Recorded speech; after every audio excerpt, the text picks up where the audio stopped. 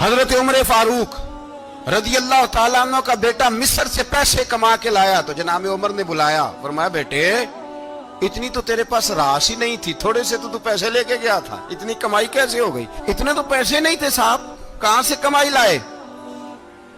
اس نے کہا ابا جی وہ جو میرے چچا ہے نا مصر کے گورنر، آپ کے دوست، انہوں نے میری مدد کی ہے۔ فرمایا جتنے لوگ گئے تھے سب کی ہے مدد اس نے؟ کہا نہیں صرف میری کی۔ فرمایا تیری کیوں کی؟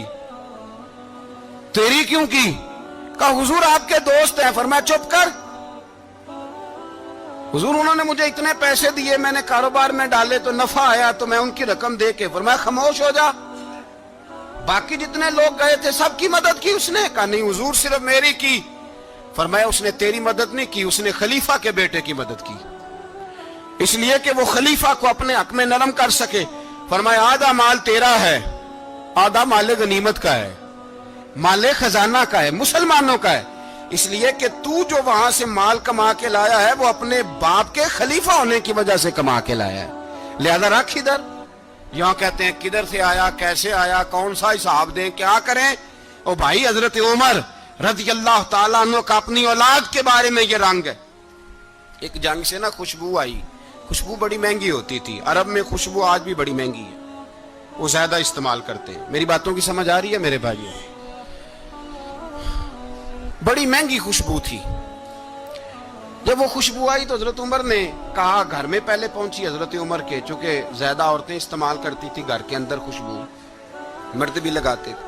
حضرت عمر نے اپنی بیوی سے کہا، آپ کی زوجہ تو تھی وہ بڑی خوشبو کو پسند کرتی تھی۔ حضرت عمر نے اپنی زوجہ سے کہا کہ خوشبو لاؤ، میں نے ایک عورت کی ڈیوٹی لگائی ہے، وہ خوشبو تول کے نا تو حصہ برابر صحابہ میں بانٹ دے گی۔ تو آپ کی زوجہ کہنے لگی کسی بی بی کی ڈیوٹی لگانے کی کیا ضرورت تھی، میں جو موجود تھی میں بانٹ دیتی ہوں تول کے حصہ برابر۔ آپ نے فرمایا نہیں تو رہنے دے، وہ فلانی بی بی بانٹے گی۔ حضور میں نے بھی بانٹنی ہے، میرے پہ کچھ حق ہے؟ آپ نے فرمایا نہیں، تو تفصیل نہ پوچھ، تو خوشبو دے دے، کوئی اور بانٹے گی۔ خاتون خانہ تھی نا، کہنے لگی نہیں مجھے بھی آج آپ کو بتانا ہی پڑے گا کہ کوئی جو بانٹ سکتی ہے تو میں کیوں نہیں بانٹ سکتی؟ زوجہ کہتی عمر نے بات کی تو میری چیخیں نکل گئی۔ حضرت عمر فرمانے لگے جب تو خوشبو بانٹے گی نا تیرے ہاتھوں کو بھی لگے گی، تیرے دوپٹوں کو بھی لگ جائے گی۔ اگر رب کریم نے مجھ سے سوال پوچھا کہ عمر خوشبو تو مسلمانوں کی تھی، تیری بیوی کے دوپٹے کو کیوں لگ گئی، تو میں اللہ کے حضور کیا جواب دوں گا؟ اگر اللہ نے یہ سوال کیا کہ تیری بیوی نے کیوں لگائی، وہ تو حصہ تھا مسلمانوں کا، تو نے تیری بیوی نے کیوں لگائی؟ تو فرمایا میں نہیں چاہتا کہ اللہ کے حضور مجھے اور تجھے باز پرس ہو، لہذا کسی اور کو بانٹنے دے۔ زوجہ روئی اور تڑپ کے کہنے لگی عمر مجھے لگتا ہے صبح قیامت بھی تیری بیوی ہونے کی وجہ سے اللہ مجھے جنت عطا فرما دے گا، تیری زوجہ ہونے کی برکت سے۔ بھائی یہ معیار رکھا، خدا کی قسم ایسا شخص تاریخ میں دوبارہ نہیں آیا۔ اتنا بڑا آدمی، اتنا بڑا شخص، اتنا بڑا آدمی، اور پھر رنگ یہ ہے کہ عمر 22 لاکھ مربع میل کا حکمران، 22 لاکھ، اور کھجور کے درخت کے نیچے مٹی کا ڈھیلا لے کے سو گئے ہیں، پرواہ کوئی نہیں، کوئی مسئلہ ہی نہیں۔ 2 غلام ساتھ بیٹھے تو ایک روٹی حضرت عمر نے گھر سے منگوائی، تھوڑا سا سرکہ، تو غلام کہنے لگے ہم نے بھی کھانی ہے۔ فرمایا کوئی حرج نہیں، روٹی کوئی پیٹ بھر کے کھانا ضروری تو نہیں، 3 حصوں میں بانٹ لیتے۔ ایک آدمی آیا ہوا تھا مصر کا رہنے والا ملنے کے لیے، اس نے پوچھا عمر کدھر ہے، تو کہا وہ ادھر جاؤ مسجد میں بیٹھے ہوں گے، اور واپس آیا تو کہنے لگا وہاں تو 3 غلام بیٹھے ہیں، ایک روٹی بانٹ کے کھا رہے ہیں، لگتا ہے کئی دنوں سے روٹی نہیں ملی۔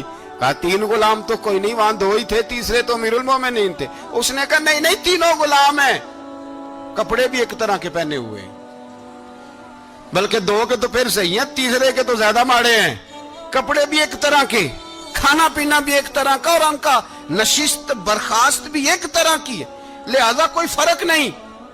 حضرت ابو ہریرہ کہتے ہیں میں لے کے آیا، اور جناب عمر کو جب میں نے کچی زمین میں تامت سمیٹ بیٹھے دیکھا تو میں رو پڑا۔